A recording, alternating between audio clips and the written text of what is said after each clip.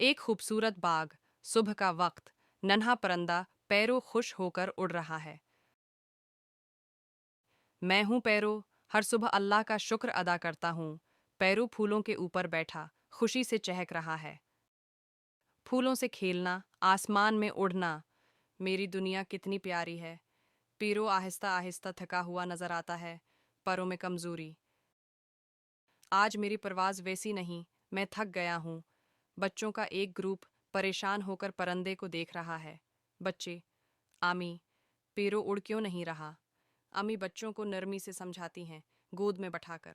अम्मी, बेटा, पैरो बीमार है, शायद अल्लाह के पास जाने वाला है। रात का वक्त, पीरो एक दरख्त की शाख पर खामोश बैठा है, चांदनी में सुकून। अल्लाह, मुझे अपने पास बुला ले, मैं तैयार हूँ।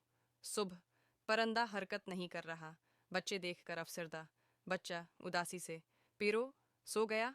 अम्मी सब बच्चों को सीने से लगाती हैं। अम्मी, पीरो अब अल्लाह के यहाँ है, जहाँ दर्द नहीं, सिर्फ सुकून है।